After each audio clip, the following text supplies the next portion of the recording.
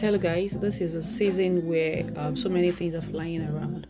So if you're having your kids or yourself coughing uncontrollable, so what you can do is, you can see in this video, I have pineapple, I have lemon, I have ginger, I have turmeric, and I have garlic. So you can cut everything, put it up in the pot, and just cook for like 5 minutes, and it's all good to go.